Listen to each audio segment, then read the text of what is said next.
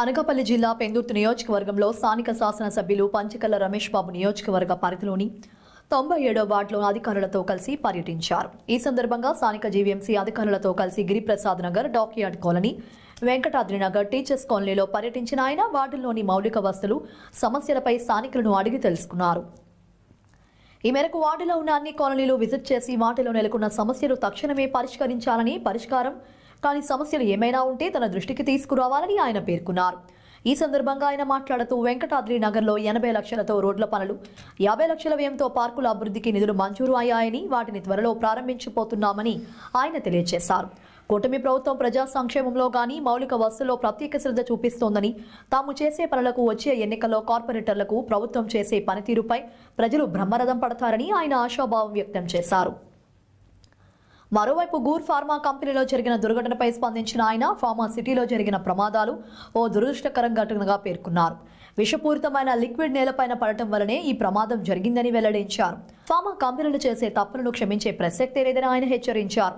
మరోవైపు పంచగ్రామాల సమస్యపై సింహాచలం దేవస్థానం అనువంశిక ధర్మకర్త అశోక్ గజపతిరాజును టీడీపీ రాష్ట్ర అధ్యక్షుడు గాజువాక ఎమ్మెల్యే పల్లా శ్రీనివాసరావు, ఎమ్మెల్యే గణబాబు, వెలగపూడి రామకృష్ణబాబులతో కలిసి పంచకల్ల రమేష్ బాబు ఈ సందర్భంగా మాట్లాడుతూ సింహాచలం దేవస్థానం భూముల్లో ఇళ్లు కట్టుకున్న లబ్ధిదారులకు ఎటువంటి హాని జరగకుండా నిర్ణయం తీసుకోవాలని తెలిపినట్లు, దానిపైన ఆయన సైతం సానుకూలంగా స్పందించారన్నారు.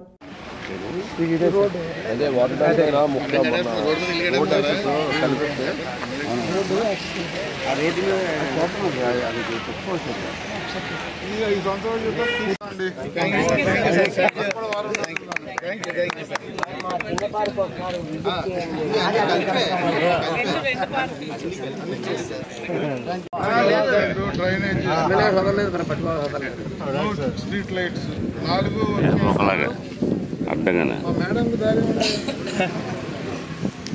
మెయిన్ రోడ్డు మనం వెళ్తున్నాం.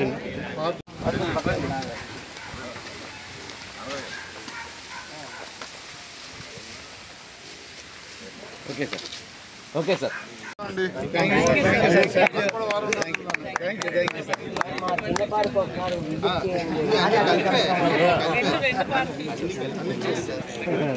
ఉదయం 6:30 నుంచి 7:30 వరకు వార్డు పూర్తిగా తిరిగే వరకు అన్ని కాలనీలు విజిట్ చేసి ఏదైతే వారి సమస్యలు ఉన్నాయో, రోడ్స్ కానీ, డ్రైన్స్ కానీ, ఎలక్ట్రికల్ ప్రాబ్లమ్స్ కానీ, పార్కులు కానీ, ఇతరతర అన్ని సమస్యల మీద కూడా వాళ్ళ అర్జీలు తీసుకుని అవి సాల్వ్ చేయాలని చెప్పి మా స్థానిక కార్పొరేటర్ వసంత శంకర్రావు, మా జడ్సీ గారు, మా engineering department, sanitation department, electrical department, ఇలా జీవీఎంసీ అన్ని డిపార్ట్మెంట్లతో ఈ రోజు నుంచి కార్యక్రమం తీసుకోవడం జరిగింది. దానిలో భాగంగా టీచర్స్ కాలనీ, గిరిప్రసాద్ నగర్, అలాగే డాక్యార్డ్ కాలనీ, ఇవన్నీ కూడా వెంకటాద్రి కాలనీ వరకు వచ్చినప్పుడు మా ఆలోచన, మా విధానం ఒకటే.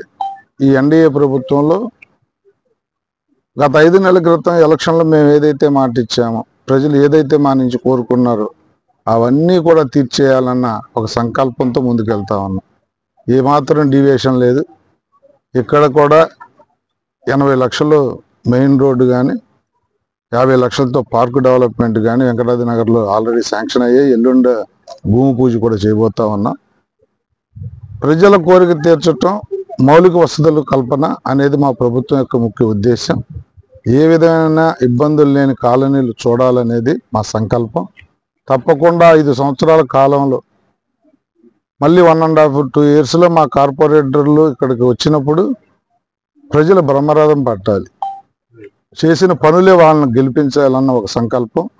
5 సంవత్సరాలు పూర్తయ్యేసరికి ఈ ఎన్డీఏ కూటమి అభ్యర్థి వచ్చినప్పుడు ప్రజలు వాళ్ళకు కూడా బ్రహ్మరథం పట్టే విధంగా గతంలో మాకు ఇచ్చిన, భవిష్యత్తులో మాకు ఇవ్వబోయే గెలుపుకు కానీ డెవలప్మెంట్ ద్వారానే సమాధానం చెప్పాలన్న ఒక సంకల్పంతో ముందుకెళ్తా ఉన్నాం. దానిలో భాగంగానే ఈరోజు ఈ పర్యటన. మీ ద్వారా ప్రజలందరికీ ఏ రోజు ఎక్కడికి వస్తున్నామో ముందు రోజే తెలియజేస్తాం. వారి వారి కాలనీల్లో, వారి వారి ప్రదేశాలకు వచ్చినప్పుడు సమస్యలు చెప్పండి. మా అధికారులు స్పాట్లో ఉంటారు. చాలా సమస్యలు స్పాట్లోనే సాల్వ్ చేస్తాం. మిగతావి టెండర్ల ప్రక్రియ తర్వాత చేస్తామని చెప్పి ప్రజలకి మీ ద్వారా మాటిస్తాం. ఠాగూర్ ఫార్మా కంపెనీలో ఒక దుర్ఘటన జరిగింది. అయితే యాక్చువల్గా వాళ్ళు మొన్న సాయంత్రం జరిగితే ఎవరు ఇంజ్యూర్ అవ్వలేదు అని చెప్పి ఒక లిక్విడ్ ఒక పాయిజన్ లాంటి లిక్విడ్ భూమి మీద పడిపోతే ఆ స్మెల్ పీల్చడం వల్ల వచ్చిన అనర్థం, దానివల్ల అంత ఎఫెక్ట్ ఉంటుంది అనుకుండా అందరిని ఇళ్ళకి పంపించేశారు. అర్ధరాత్రి 9 మంది ఇంజ్యూర్ అయ్యి, అంటే ఊపిరి ఆడకపోవటం వల్ల హాస్పిటల్లో జాయిన్ అవ్వటం, దానిలో ఒక అతను చనిపోవటం, ఇంకా ఇప్పుడు 8 మందిలో ఒకరిద్దరికి కొద్ది ఇబ్బంది కలుగుతూ ఉంది అంటున్నారు. మిగతా వాళ్ళందరూ సేఫ్ జోన్లో ఉన్నారు. ఆ ఒకరిద్దరు కూడా ప్రాణహాని లేదు అంటూ ఉన్నారు. ఏదేమైనప్పటికీ కూడా కంపెనీలో ఏదన్నా దుర్ఘటన జరిగినప్పుడు ఇమ్మీడియట్గా మా దృష్టికి తీసుకురావాలి. పోలీసు, రెవెన్యూ అంటే కలెక్టర్ గారు, పొలిటికల్ ఎమ్మెల్యే, ఈ 3 వ్యవస్థలకి వాళ్ళు చెప్పకపోవడం అనేది నిన్న చాలా ఇబ్బందిగా అనిపించింది. వాళ్ళకు కూడా మందలించడం జరిగింది.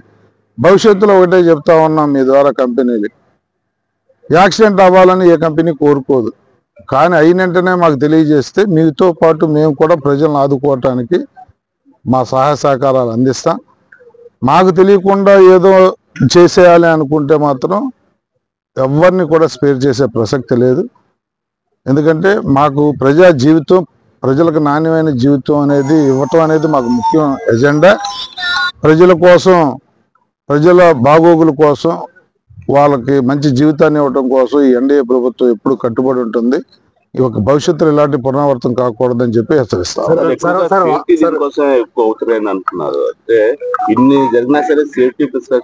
అంటే దురదృష్టం ఏంటంటే పెద్దలు, అనువంశిక ధర్మకర్త ఈ టెంపుల్స్ డెవలప్మెంట్ కోసం వాళ్ళ చిరాస్తులు ఇచ్చిన అశోక గజపతిరాజు గారిని కలవటానికి వెళ్ళాం.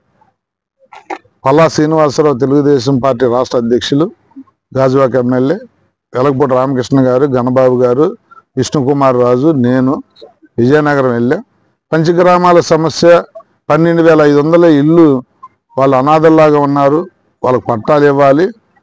మరి మీరు కూడా భూములు ఇచ్చిన దాతలు కాబట్టి మీ వంశం, మీరు కూడా సానుకూలంగా స్పందించమని చెప్పి 420 ఎకరాలు ల్యాండ్లో ఈ 12,000 ఇల్లు కట్టుకున్నారు.